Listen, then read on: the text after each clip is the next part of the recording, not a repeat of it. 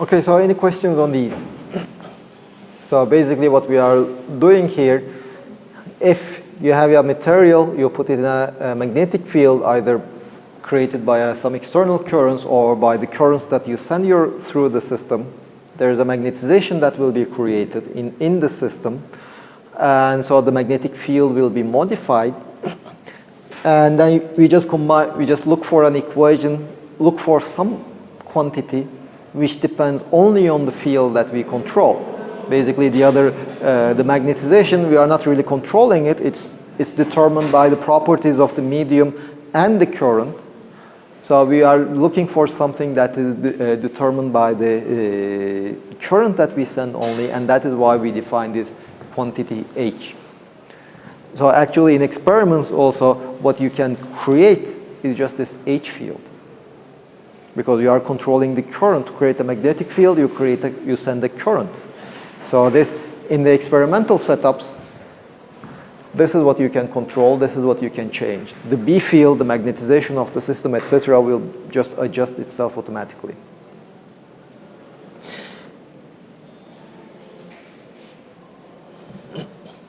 Now let's look at the system, our cylinder.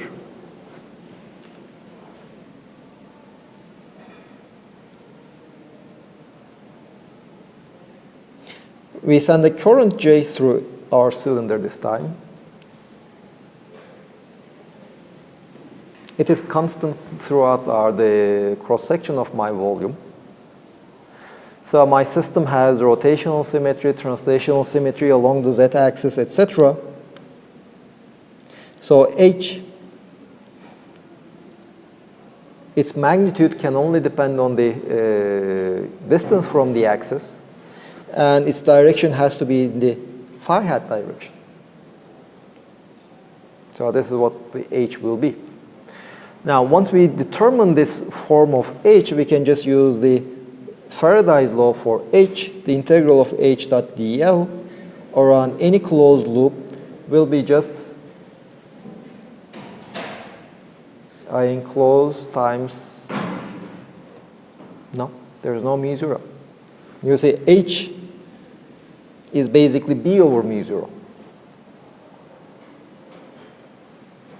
So there is no mu zero in this equation. Curl of H is just J.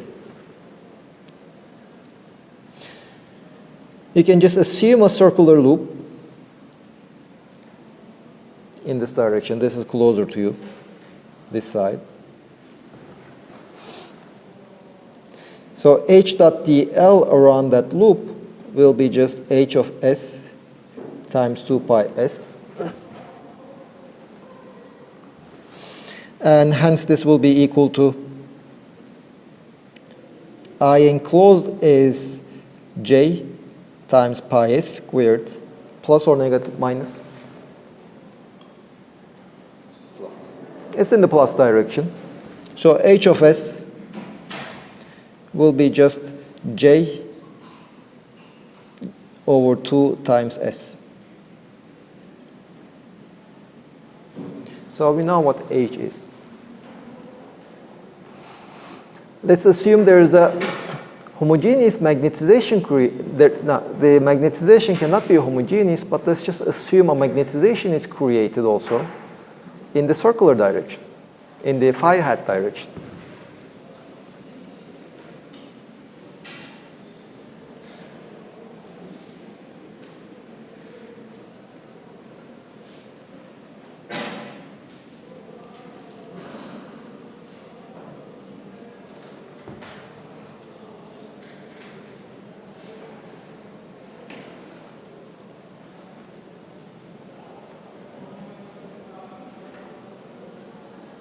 So what is the curl of this thing? Let's look for volume currents first.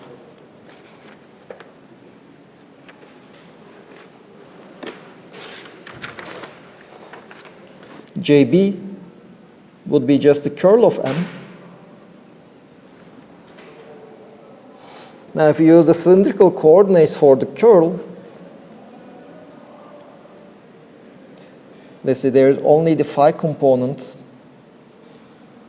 So this is 1 over S del over del S, S times ms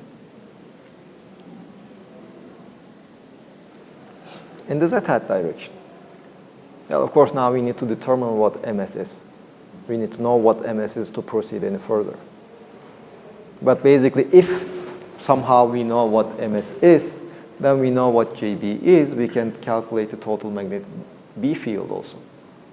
Or something else we can do. What is the B field?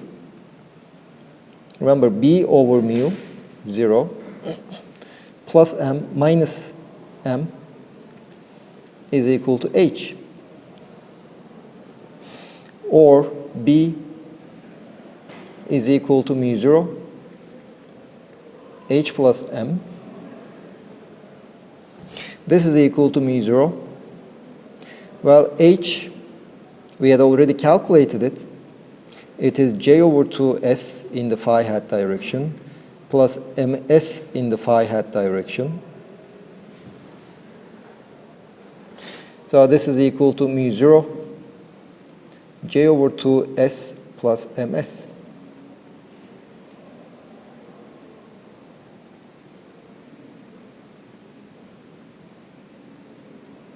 This is our B.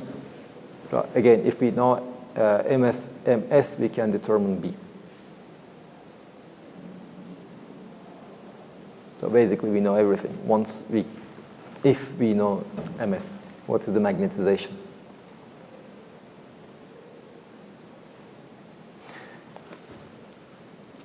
So now what are our equations for the magnetic field, B and H field?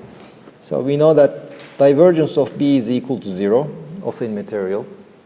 This will always be true. Curl of H will be equal to J. But note that in general, H is not equal to curl of A. In general, you cannot define a vector potential for H. Because you see, we can define a vector potential for a vector field if its divergence is 0. But the divergence of H, we don't know. In general, the divergence of H will be equal to divergence of B over mu 0 minus the divergence of M. Well, the divergence of B is 0, but this is the minus the divergence of M. Since the divergence of H is non-zero, we cannot say that H is the curl of a function. It doesn't exist in general, unless the magnetization is divergenceless.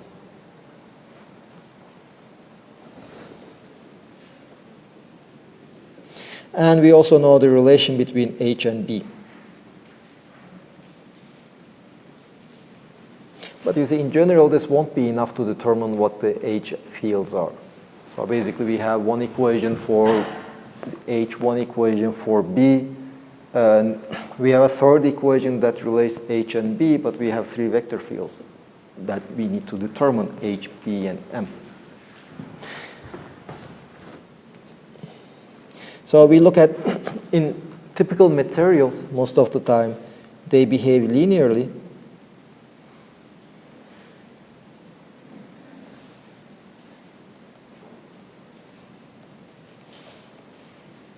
They are linear in the sense that the magnetization is proportional to the H.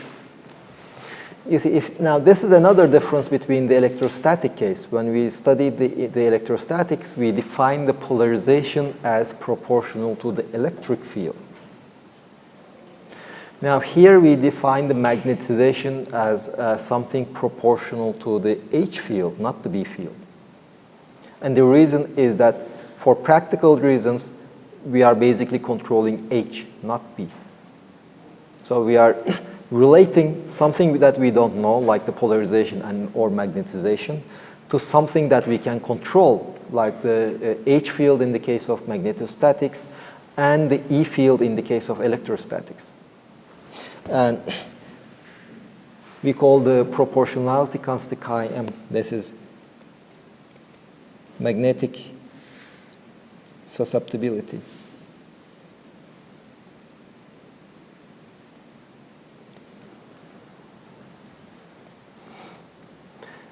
Well, we had seen basically two mechanisms to create a magnetization. In one of them, it was the alignment of the magnetic dipole moments with the B field, or it will be the H field, let's say. In that case, chi m will be positive. So this is what we call the paramagnetic material.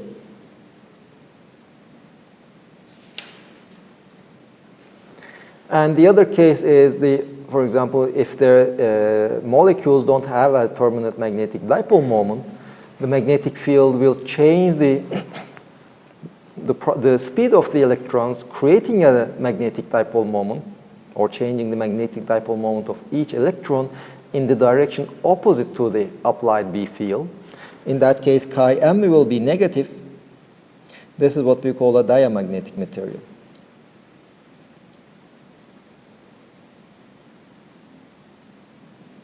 These are similar to dielectric materials. You see, in a dielectric material, the electric field inside the dielectric is less than the applied electric field.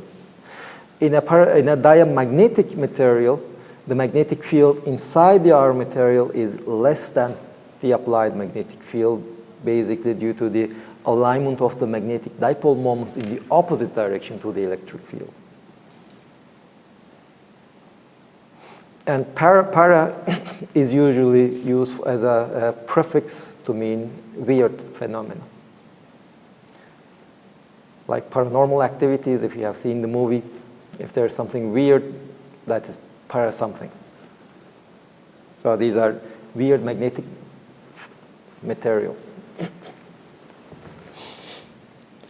And then we have the H field. We had the B field, which was mu0 H plus M.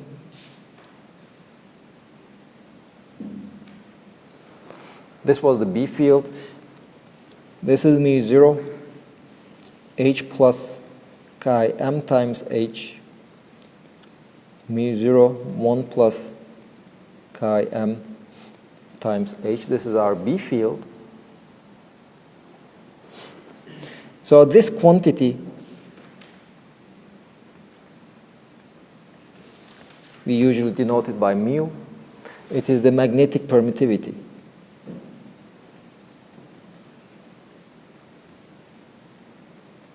Permeability.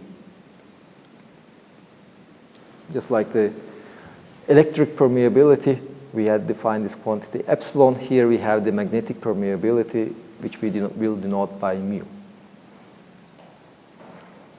So this is kind of completes our equations, in the sense that now we can solve the E and the B and the H fields for a given configuration. We have the divergence of B is equal to 0.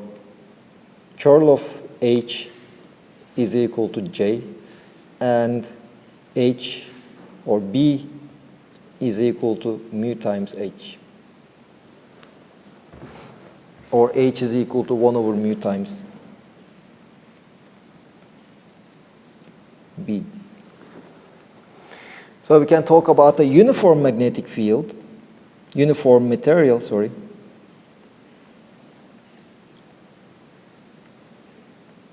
Mu is constant.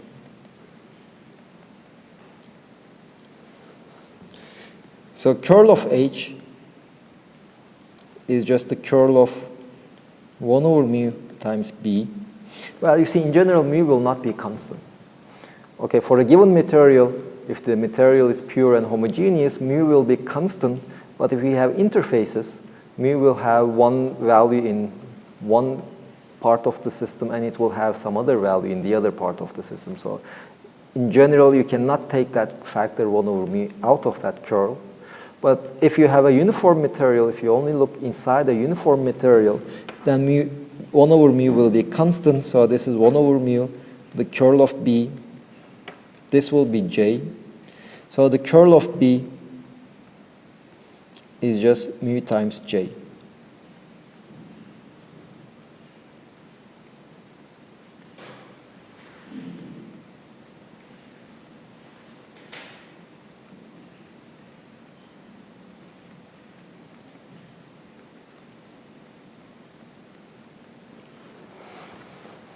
So basically in a material, in a uniform material, we have to take into account the effects of the medium. It's enough to replace mu0 by mu, and you are done. But as I said, if there are interfaces in your system, you have to pay attention to that the mu is changing from region to region.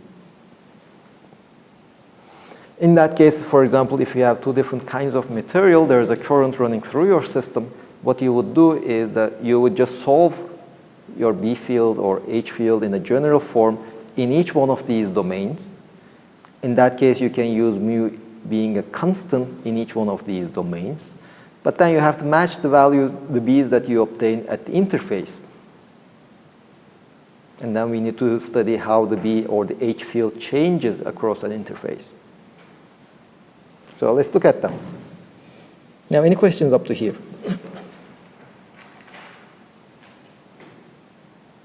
Şimdi hocam bu H field continuous mu yani her yer? Yoksa discontinuous mu?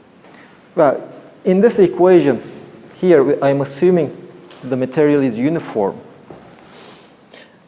Now, if you have, let's say, medium 1, medium 2, in this system, curl of H is not equal to 1 over mu curl of B. Let's say this is region 1, this is region 2. In region 1, we will have curl of H is equal to 1 over mu 1 curl of B. In region 2,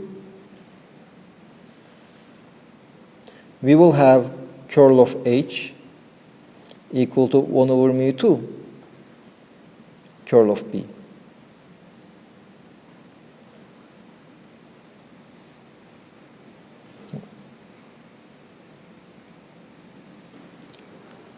But the problem is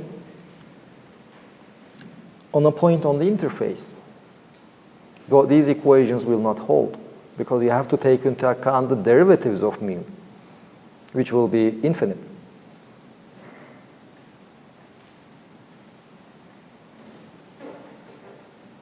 And of course, you can also take that into account by just solving for, you have the curl of, you know what curl of B is in region 1, given the current distribution. You will know what curl of B is in region 2, given some kind of a current distribution. You also know that the divergence of B1 and divergence of B2, they are both 0. In any case. The only thing, so using these equations, you can find the general solution. It will depend on some unknown constants, like we did when we were solving the Laplace's equation in various cases. We divided our space into two various regions. We solved the Laplace's equation in each one of these regions, and then we just matched these two regions on the boundary. You can do the same thing over here. Just solve your equations in this region. Solve them in this region. You will have many unknown constants. And then just determine those unknown constants by matching them on the surface to see whether they are continuous or not. Now, to see whether the H field and the B field are continuous or not, basically it's these equations that will tell you.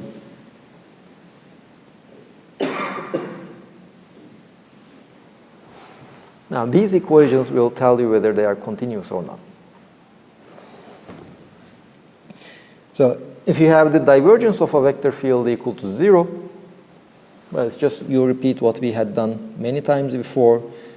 You take a surface, you take such a cylinder, very thin cylinder, eventually you will set these lengths, go to 0, and you know that B dot ds across the surface of the cylinder should be 0. But that B dot ds integral, let's say this is our surface S, this is our N. B dot ds integral is just B outside minus B inside dot N hat S. This should be equal to 0. And this tells me that B outside minus B inside that n is equal to 0. Well, this minus sign is because the top part has an area element pointing out in this direction, in the n direction, but this bottom part has an area vector which is pointing in the minus n direction. So that is why here I'm multiplying B outside by n and B inside by minus n. Well, this basically tells me that the perpendicular component of B, the component perpendicular to the surface, is continuous.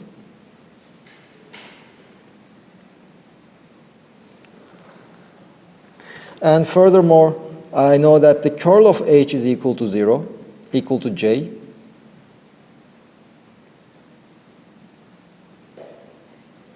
J is the free current, by the way.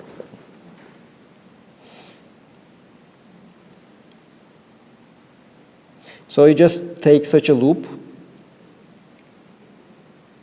Now this is a rectangle.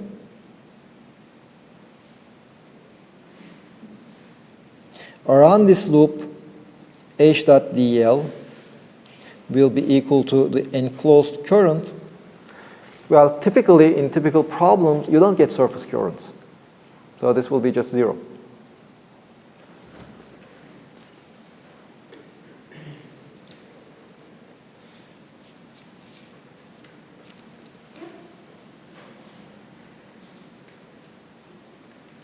As I said, this is typically the case.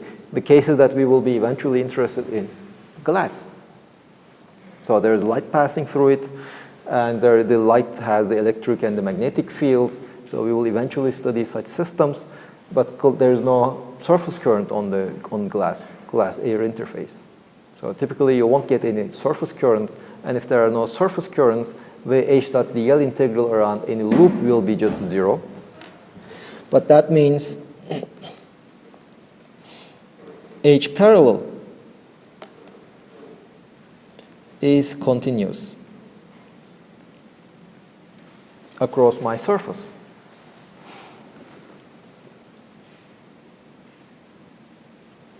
Well, basically, when I take the limit as d goes to 0,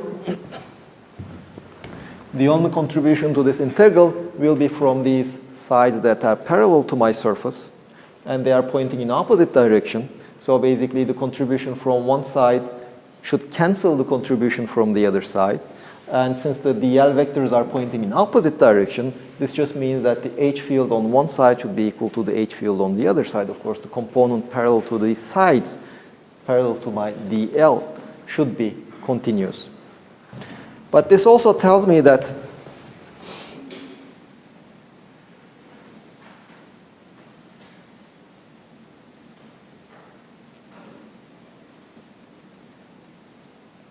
B parallel is not continuous.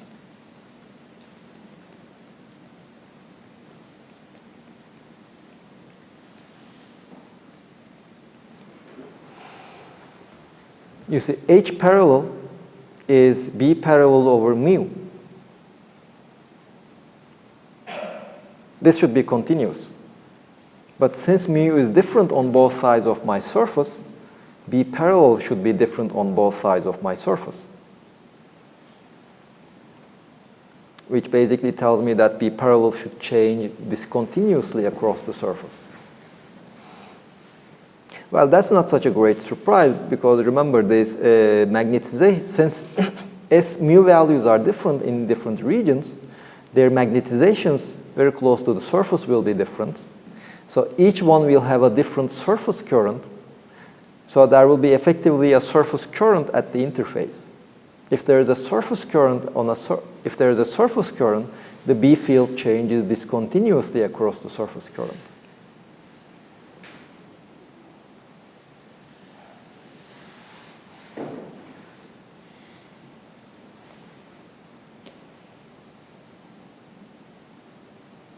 Ama electric field continuous, parallel. Well, you see, the parallel component is always related with the curl. for the electric field, curl of the electric field is always 0. So the parallel component of the electric field is always continuous. Just like the perpendicular component of B. The perpendicular component of a vector field across a surface is related with the divergence of that vector field. Since the B field has 0 divergence, whatever your system is, the perpendicular component of B is always continuous. Just like the parallel component of the electric field is always continuous. O zaman şu curl of H işte 0 olursa parallel component'ı discontinuous olur. No, if curl of H, if curl of a vector field is 0 on the surface, or let's say the integral of whatever the curl of H over a 0 area is 0, if that is the case, then the parallel component of H is continuous. The parallel component of H is continuous. But just since H is not equal to B, H is some constant times B, and that constant is discontinuous, B should be discontinuous also, because B over mu has to be continuous. Let's say if mu of region 1 is twice the B of mu of region 2, then B of region 1 should be twice the B of region 2, so that the ratios are the same.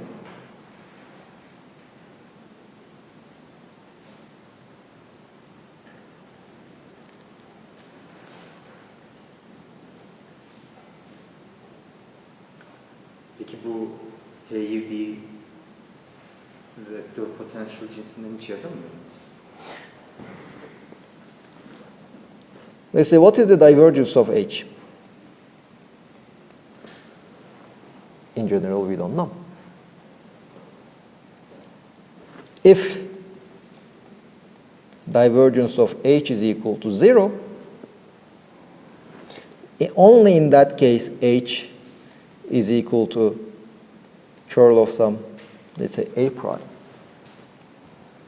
But you see, H is equal to, now B is equal to mu, now H is equal to 1 over mu times B. 1 over mu times the curl of A. This is equal to curl of A over mu if mu is constant. For example, if you have a uniform medium, then of course you can write the H as the curl of something. But in general, you cannot write H as the curl of something because its divergence will not be 0.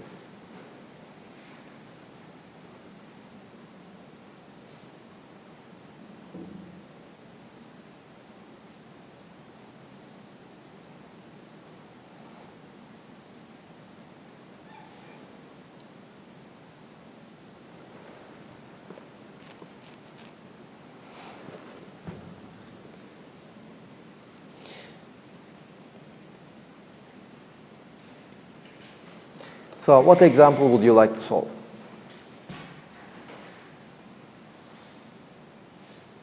Let's solve one example.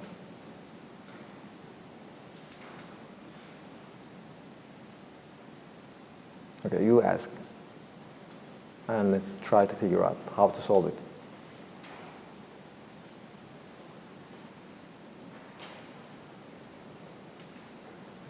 Basit bir şeyden başlayalım. Düz. Plain. Okay. Üstünden de işte akım geçsin. K'de olsun. Okay.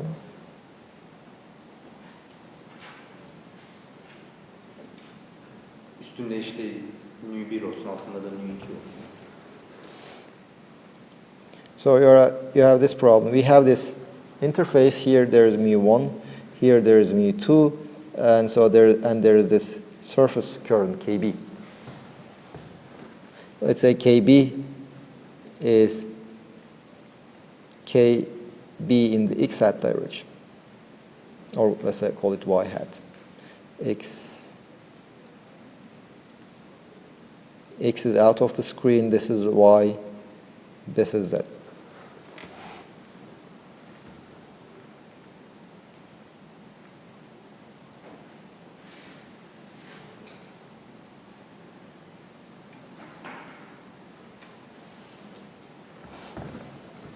So how would you like to proceed?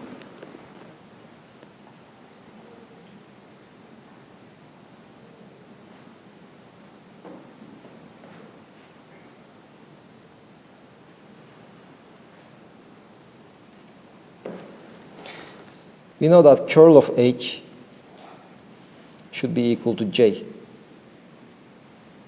Now this is not KB, this is K. You are sending some free current, right? KB is not something that you control. You are sending some J.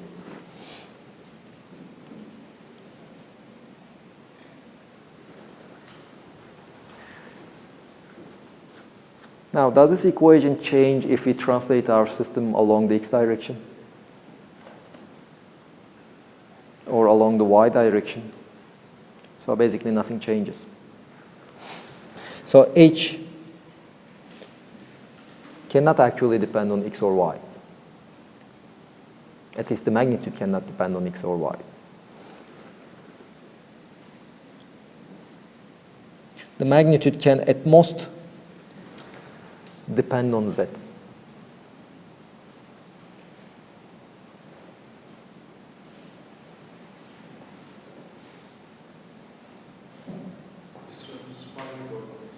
Infinite. We have this infinite plane. I mean, actually, we had solved this problem when mu1 and mu2 were just mu0. We didn't have this medium below this plane. If you remember the solution we had in that case,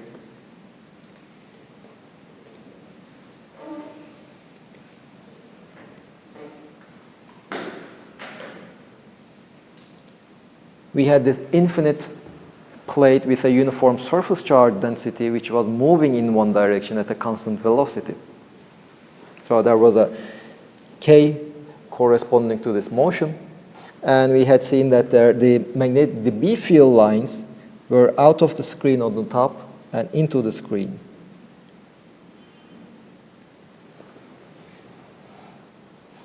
Well, basically exactly the same thing will happen over here for H.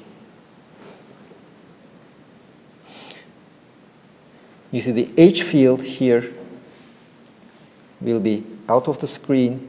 Here it will be into the screen.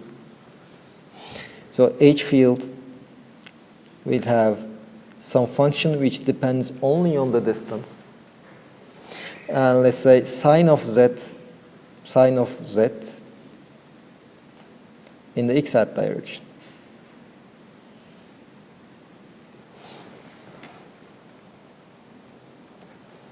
So this will be my H field.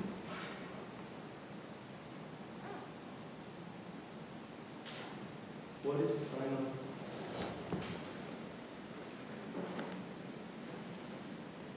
Sine of Z is equal to 1 if Z is larger than 0 minus 1 if Z is less than 0. So sine of Z, you can also look at it as Z over the absolute value of Z. So it just tells me that, this expression just tells me that if I'm above the xy plane, it is pointing in the x-hat direction. If it is below the xy plane, it will be in the minus x direction. Now let's continue. Now my k is in the y direction. So let's say, now this is my y.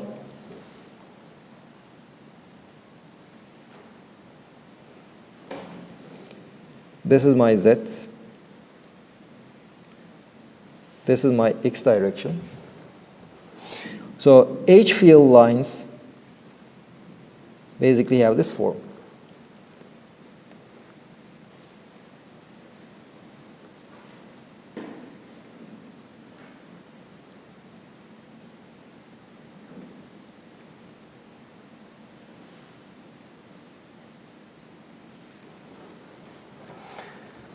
Let me just look at such a loop This is D. This is D. This is H.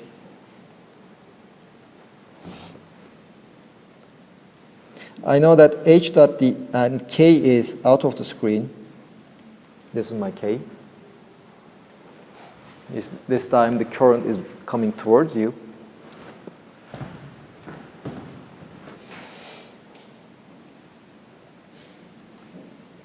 This should be H times K.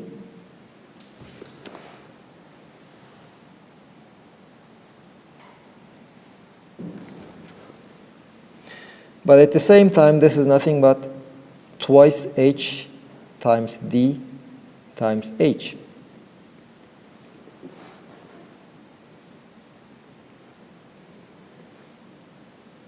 This is the direction of my loop. So here, DL and H, they are in the same direction. Above, again, this is DL and H, they are in the same direction. H, the magnitude depends only on the distance from the plate. So the magnitude on this on the below segment is equal to the magnitude on the above segment. So that is why I have twice H of D. This is H of D is the magnitude. H is the DL integral, this length. So H of D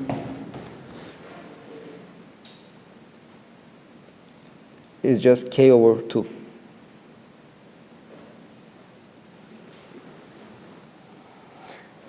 Now let's look at B.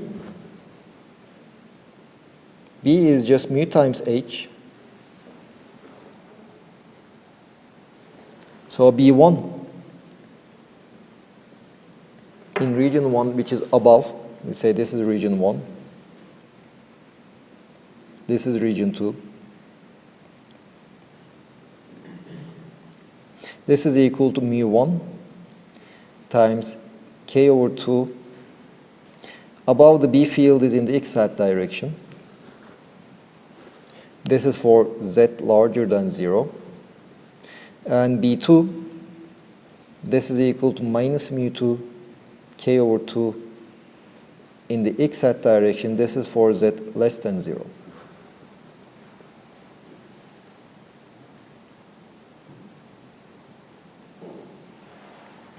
Magnetization in region 1 is chi m times B1, H1, sorry. This is chi m times K over 2 in the x direction. Magnetization in region 2, this is chi m, now this is 1, this is 2, H2. The magnetic susceptibility in region 2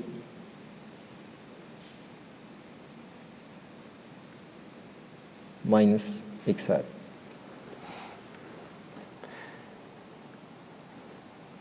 Now we can talk about the bound surface charges, bound current density, sorry.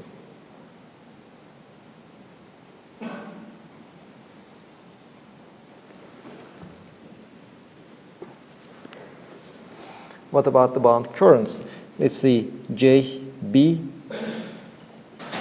at the interface of region 1.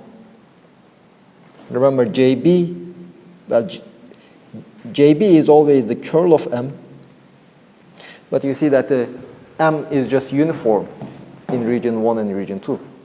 There is a uniform M. So this is always 0. There is a current on the surfaces of region 1 and on the surface of region 2. Now let's try to find them. The current density, surface current density at the surface of region 1. Remember KB is also M cross N. N being the normal direction to the surface, pointing from inside your medium to the outside. This is M1 cross. What is the N vector for region 1?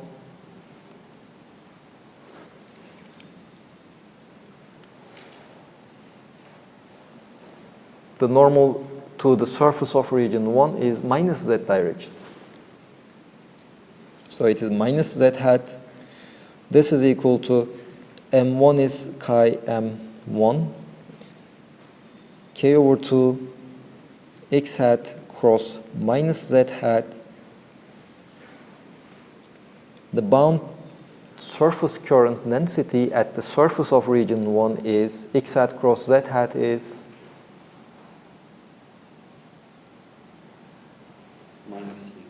minus y hat. There is another minus sign, so it's in the y hat direction.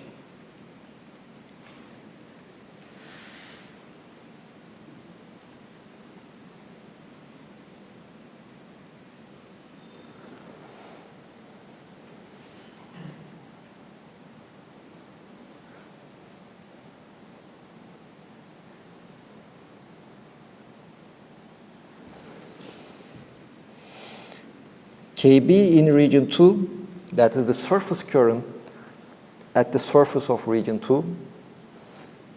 This will be equal to magnetization in region 2 cross, what is the normal direction to region 2? Z hat. This is magnetic susceptibility of region 2, K over 2, X hat, this is our M, cross Z hat, so this is chi m2, K over 2 in the minus y hat direction.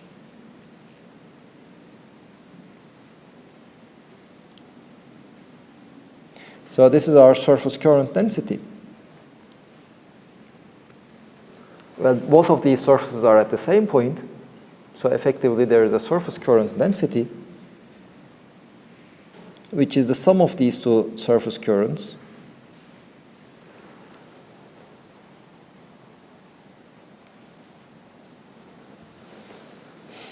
Which will be equal to chi m1 minus chi m2 times k over 2 in the y hat. Remember, the magnetic permeability was defined as mu 0 plus chi m. So we can also write this total chi b as k over 2 mu 0, mu 1 minus mu 2 in the y hat direction.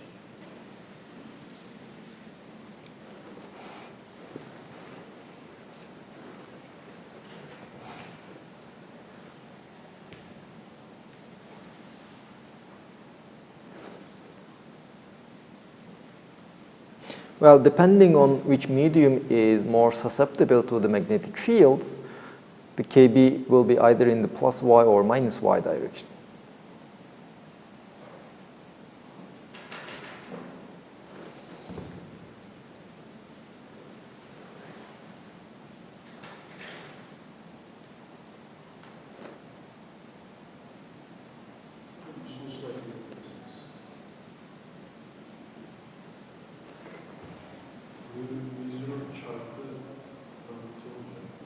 Hmm?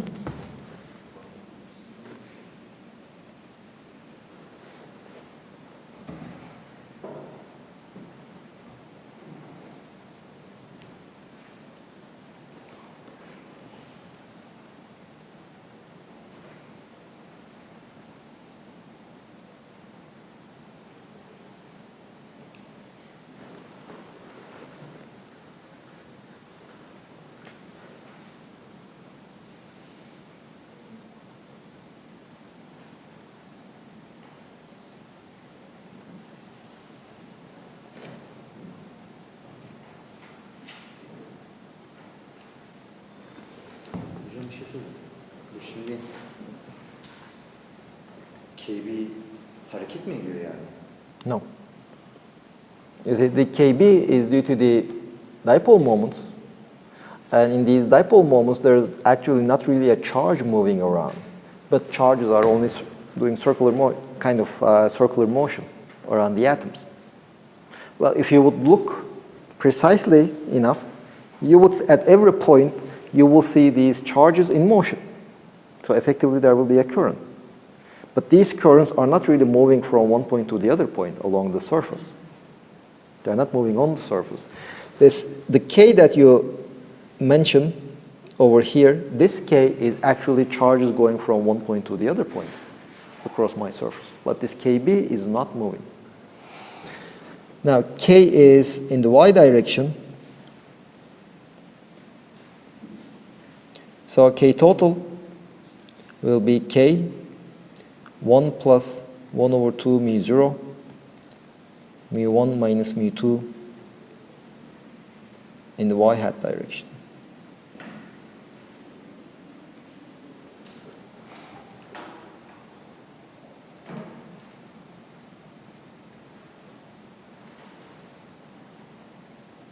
Well, typically this number, mu 1 minus mu 2 over mu 0, is of the order of 10 to the power minus 4, minus 6. Basically negligible.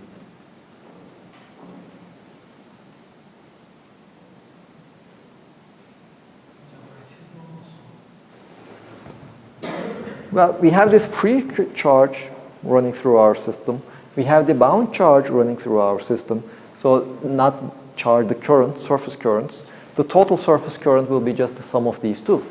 They are both in the y hat direction. So if you just sum them up, K is common in both of them. So you have 1 plus this number over here. Now, typically these ratios or the magnetic susceptibilities, they are of the order of 10 to the power minus 4, 10 to the power minus 5, 10 to the power minus 6. They are very small. So this mu 1 minus mu 2 over mu 0 number, which is the difference of magnetic susceptibilities, they will also be in this range. So this will be a very small correction to this one.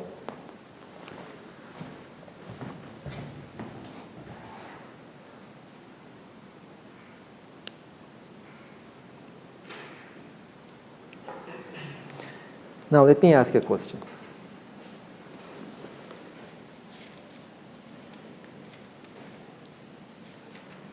Now, in all these derivations, what we did, we started with some curl of H is equal to J free.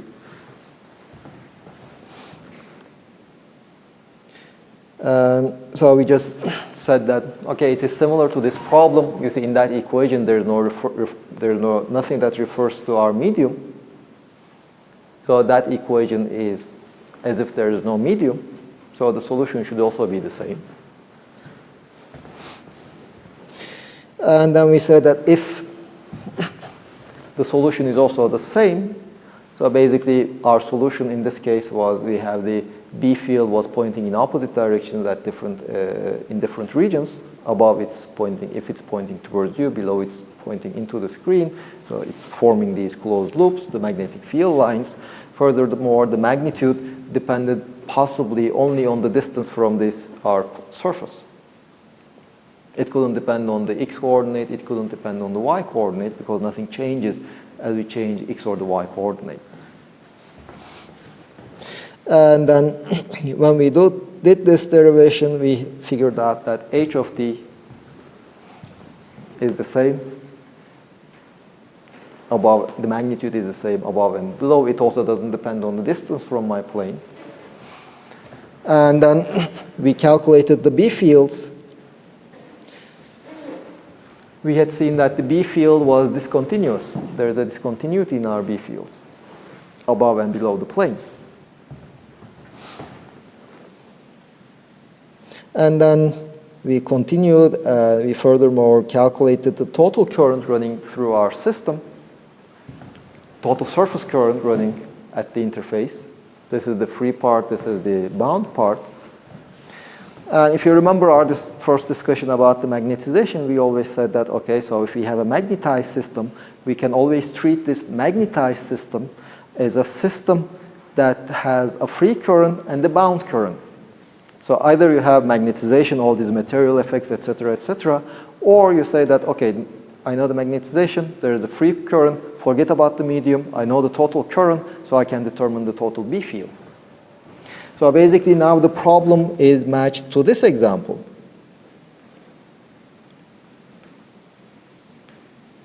And no medium whatsoever, because the effects of the medium are already taken in the bound charges.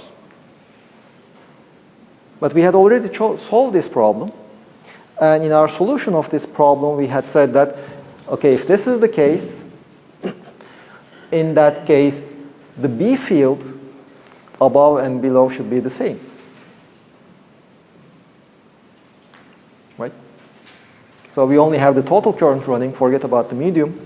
The medium effects are parameterized in terms of the bound charges, bound currents. So we only have this current, and we already know the solution.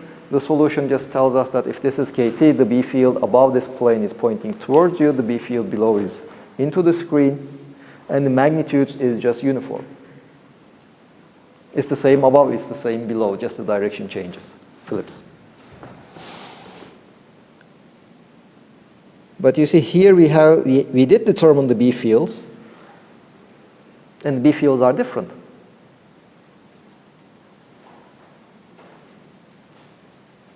So what are we missing?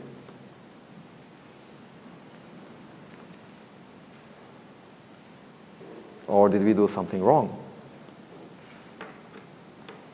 Do you understand the problem, the question I am having? All our discussion about magnetization is based on the fact that the effects of the medium we can take into account by treating all those effects as the bound currents. Now we solved our system, we determined H, since H depends only on the free current, we forgot about the medium. Solving the H, we determined H, it has to be the same above and below, it just changes direction above and below the plane, and from that we determined B. That was one of our approaches. The second approach was forget about the medium, the effects of the medium, consider it, take it into account as the bound currents. If we do that, then we have this plane which carries a total current density, K plus KB, so total surface current density. But in such a system, we had studied such a system before, and we said that the B field above and below should have the same magnitude and uniform. In one approach, we obtained the B field, which was different. The B field was uniform in both approaches. But in one approach, the B field above the plane had a different magnitude than the B field below the plane. On the other approach, B field both above and below the plane have the same value. So we are missing something.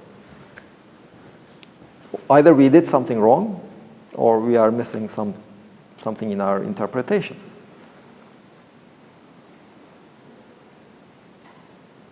So what could it be?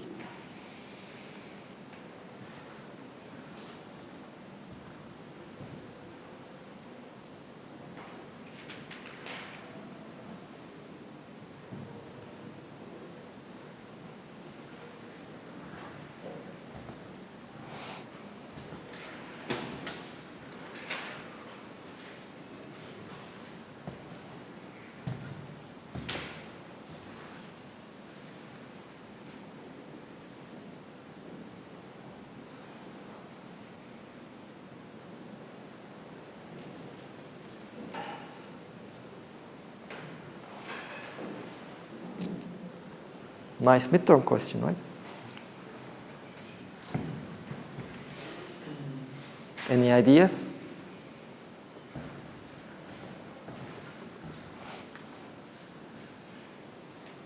Ama total current'a çevirince artık o etkisi falan yok. You see, I don't know what that means. But what I would like to understand is the B field above this plate and below this plate, do they have the same magnitude or different magnitudes?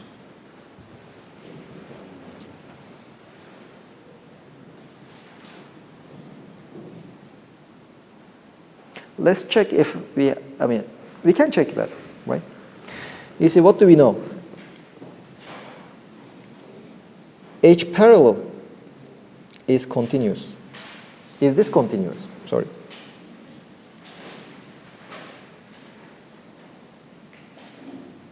We have a surface current.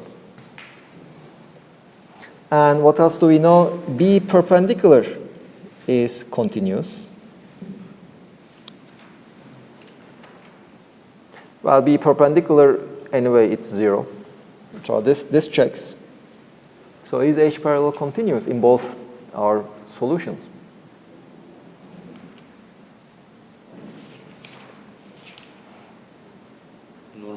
continuous olması gerekiyor. No. You see, we said that H parallel is continuous if there is no surface current. But here there is a surface current.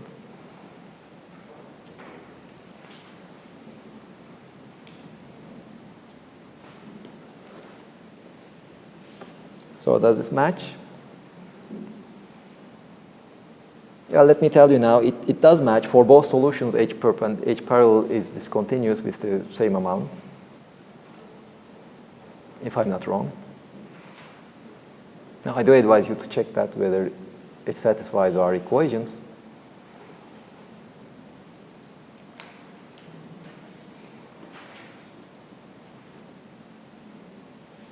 But in any case, even if we can determine which solution is correct, what is our mistake in the other case?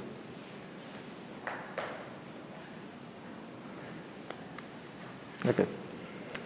Any questions except on this one? Yani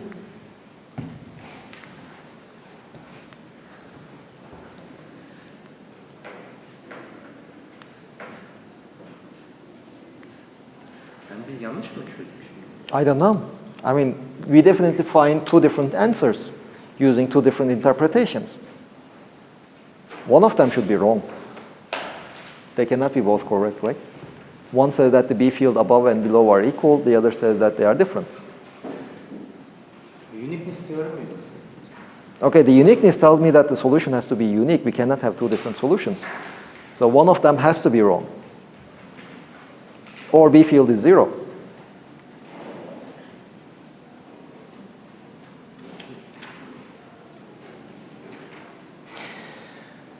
Okay, I will be in my office tomorrow morning if there are any questions, anything you want to discuss before the midterm. The midterm, Friday at 12:40 in smart class.